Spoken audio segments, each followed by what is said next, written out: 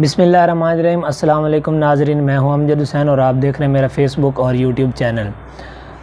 جی ناظرین، سب سے پہلے آپ لوگوں کو اور آپ کی فیملی کو میری طرف سے ایڈوانس رمضان مبارک، بلکہ تمام امت مسلمہ کو میری طرف سے ایڈوانس رمضان مبارک ہو۔ تو اس ماہ کریم کے حوالے سے دو چار باتیں آپ لوگوں سے شیئر کرنی ہیں، تو شروع کرتے ہیں۔ اس میں یہ ہے کہ رمضان کریم کی فضیلت کیا ہے، اس کے حوالے سے دو چار باتیں ہیں۔ تو سب سے پہلے کہ رمضان کریم جو ہے یہ اسلامی کیلنڈر کا 9واں مہینہ ہے۔ اس کے آغاز کے لیے ضروری ہے کہ چاند نظر آئے، تو شعبان کے 30 دن پورے ہونے پر رمضان شروع ہو جاتا ہے۔ چاند نظر آئے، اگر چاند نظر نہ آئے تو شعبان کے جو ہے 30 دن وہ ہم نے کاؤنٹ کر لینے ہیں، اس کے بعد جو ہے رمضان شروع ہو جاتا ہے۔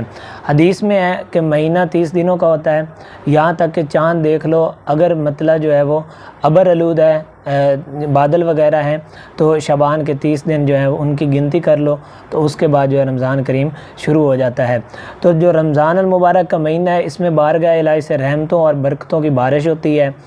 تو اس میں یہ ہے کہ ہمیں جتنا ہو سکے ہم اس ماہ مبارک کی قدر کریں، اور جتنا سے جتنا زیادہ ہو سکے ہم اللہ تعالیٰ کی بارگاہ میں سجدہ کریں، اور اللہ تعالیٰ کی بارگاہ میں اتنی دعائیں کریں کہ ہمارے جو بھی صغیرہ کبیرہ گناہ ہیں اللہ پاک ان کو معاف فرما دیں۔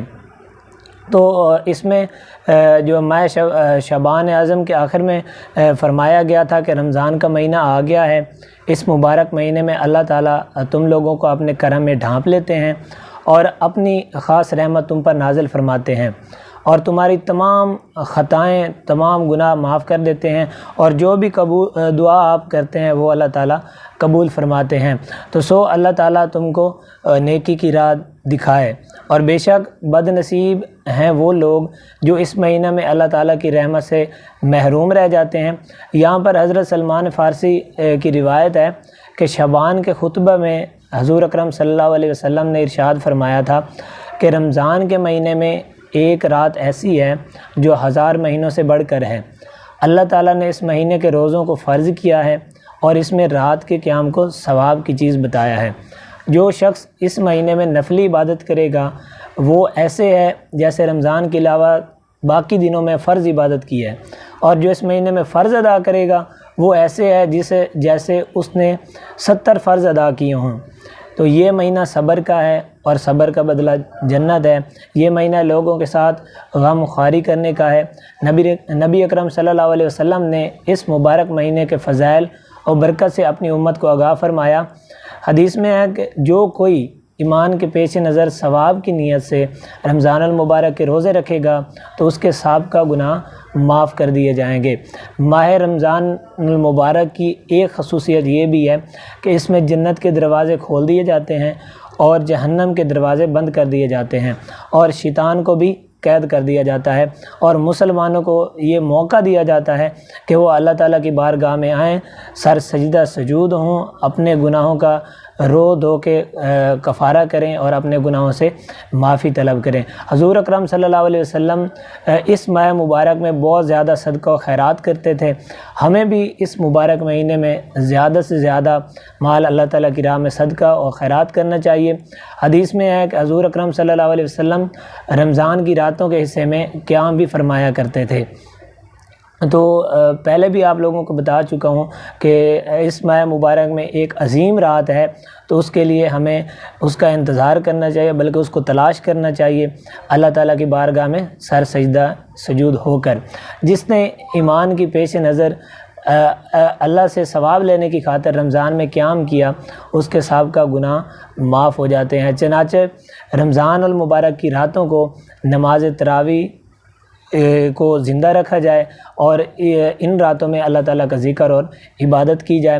رمضان المبارک میں اگر عمرہ کرنے کی سعادت حاصل ہو جائے تو اس میں تو کیا ہی کمال ہے۔ پھر حضور اکرم صلی اللہ علیہ وسلم نے ارشاد فرمایا کہ رمضان میں عمرہ کرنا میرے ہمراہ حج کرنے کے برابر ہے۔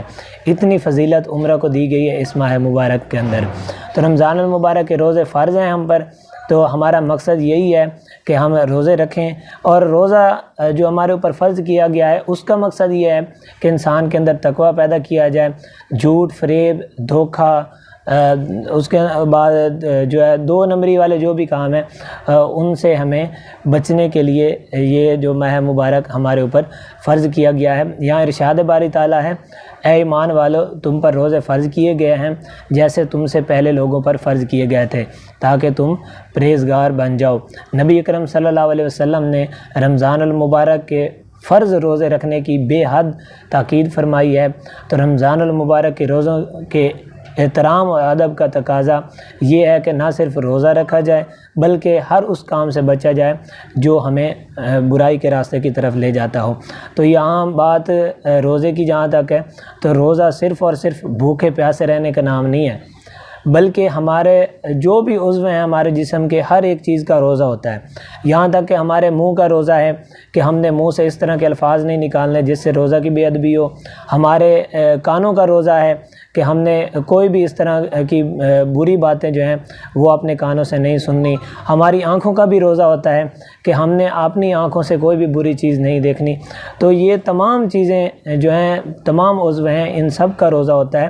روزہ صرف اور صرف بھوکے پیاسے رہنے کا نام نہیں ہے، تو ہمیں ان تمام چیزوں پر عمل کرنا چاہیے اور جتنا سے جتنا ہو سکتا ہے ہم سحری اور افطاری کا انتظام کریں، اس کے بعد نماز تراویح، صلاۃ و تسبیح کا اہتمام کریں، اور جتنا سے جتنا ہو سکتا ہے اس ماہ مبارک کے اندر اللہ تعالیٰ کے ہاں اپنے گناہوں کے لیے گڑ گڑائیں، رو رو کے ہم اپنے گناہوں کی معافی طلب کریں۔ تو یہاں پر ایک اور حدیث ہے کہ حضور اکرم صلی اللہ علیہ وسلم نے فرمایا کہ جس شخص نے کسی روزہ دار کو افطار کروایا تو اس شخص کو بھی اتنا ہی ثواب ملے گا جتنا ثواب روزہ دار کے لیے ہوگا، اور روزہ دار کے جو اپنا ثواب ہے اس میں بھی کوئی کمی نہیں کی جائے گی۔ اور جہاں تک ماہ رمضان کے ایک روزہ کی فضیلت ہے تو وہ حضرت ابو ہریرہ رضی اللہ تعالیٰ عنہ سے روایت ہے کہ حضور اکرم صلی اللہ علیہ وسلم نے فرمایا، جو شخص رمضان کا ایک روزہ بلا عذر شرعی یعنی کہ سفر میں ہو یا کسی مرض کی حالت میں ہو تو اس نے ان دونوں مسائل کے علاوہ اگر اس نے روزہ چھوڑ دیا تو پھر چاہے وہ پوری عمر بھی روزے رکھتا رہے لیکن اس ایک فرض روزے کا جو ہے کفارہ کبھی بھی ادا نہیں ہو سکے گا۔ تو ہمیں چاہیے کہ ہم روزے کا اہتمام کریں، جتنا سے جتنا ہو سکے نماز تراویح کا اہتمام کریں اور اللہ تعالیٰ کی بارگاہ میں سر سجدہ سجود ہو کر اپنے تمام گناہوں کی معافی طلب کریں۔ تو اس کے 3 عشرے ہوتے ہیں، تو تینوں عشروں کا ہم نے اچھی طرح سے ادب و احترام کرنا ہے۔